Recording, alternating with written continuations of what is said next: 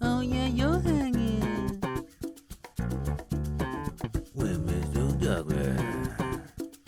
Hanging with Mr. Douglas. Yeah. Anyway, as he's going through his experiences in the book, the second book, Far Journeys, he's leaving his body and he's still kind of getting his training wheels off in experiencing his out of body experiences. And at this one point, he's leaving his body, kind of leaves his body, his physical body's behind him, and all of a sudden these globules jump on him and he's freaking out. He doesn't know what the hell these things are, and they're holding on to him and kind of running around him, and he's trying to get him off. And in his out of body state, he's going, help, help, help, somebody help me. He can't get these things off. It's stressing, it's freaking him out because he doesn't know what they are, and he can't really discern what these little living globules of energy are in his out of body state.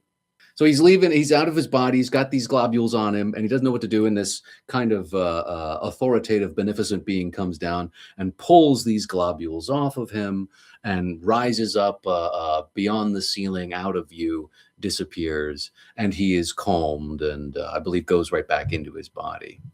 And it is not until Ultimate Journeys, his third book, that he realizes what that experience was. And that's where we will jump into this section of the book. It's page 66 for anybody who wants to follow along. So he goes into it and he says, this event that he was just experiencing out of body was similar to a previous happening in an out of body experience many years earlier, but with some basic differences. Then I was the person who was being shown the dying youngster because I myself had experienced an inexplicable physical abdominal pain.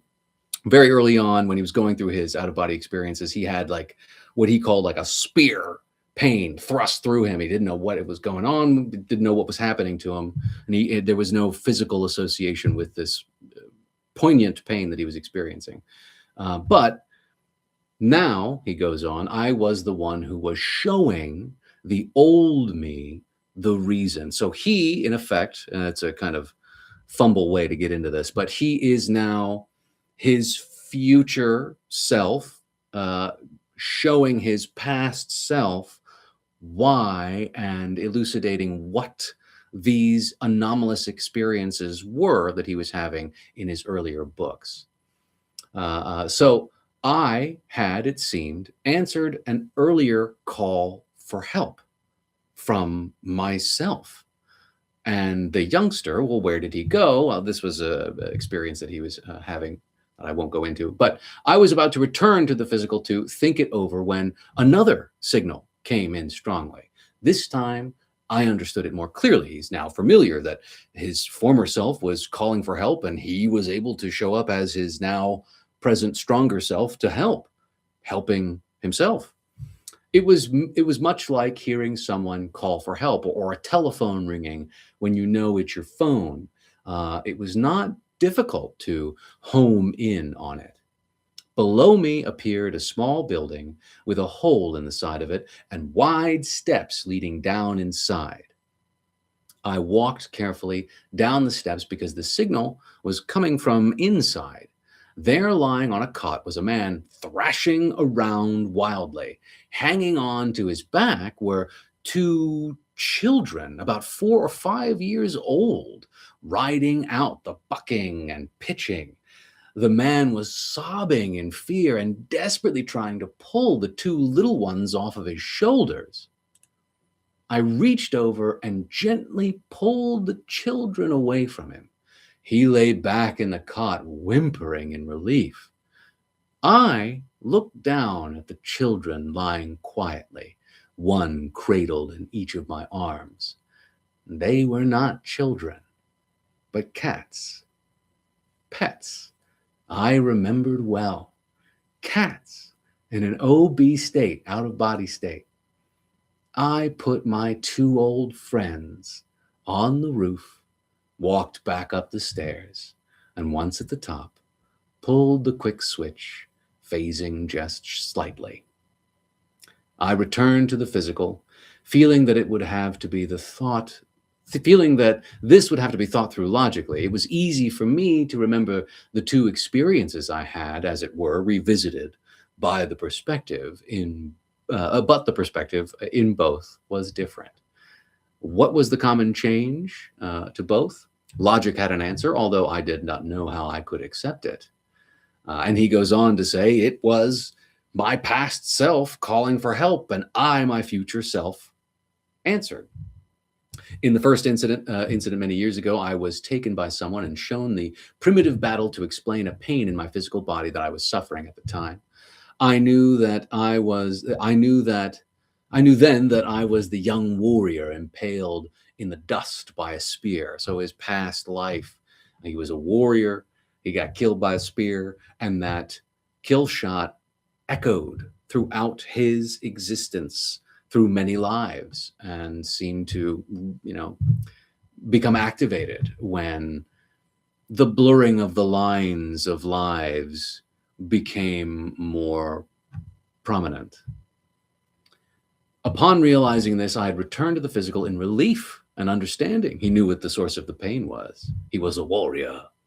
This time, however, I was not the one who was doing the showing. I was the one who took the then worried me to the old battle scene hundreds or even thousands of years ago to explain the pain. Another instance of him helping himself. So I was the one who was helping me. Also, I was the young warrior dying in the dust. That was the only way it made sense. That meant, therefore, that there were 3 versions of me at the same place at the same time. Yes, Rev self-destruct. Yes, the super soul, or the soul group, which he goes into in his books. The super soul, the oversoul, seems to emanate and exist within, the way I like to call it, it's like a gemstone. The super soul is the complete gemstone, and it shines through the gemstone, and the gemstone has all these cuts and facets where the light shines through, and it shines through different through each facet, but it's all coming from the same basic source. And so, yes, absolutely, the super soul is what seems to be the thing that he's referencing here. In the second event from years back, the cat event, I had been the one screaming for help, trying to dislodge the little demons who wanted to ride me like a horse, who seemed to own me, which cats do, as we know. And then a serious-looking man came down the steps and took them off me, held them in his arms, and suddenly disappeared. I remembered that he had looked familiar, like a cousin I had known, but this time I was the one who came down the steps and helped by taking the little cat friends away. I had come to help when I screamed for it. This, I thought, was a little less complicated. There were only 2 of me, of present. So, fun excerpt. And, my takeaway is that cats live on and they're with us and want to hang out with us as soon as we go out of body, which I think is fun and a good balm when it feels like we lose our spirit animals that we love so much. Hang it, Mr. Douglas. Yeah, hang it.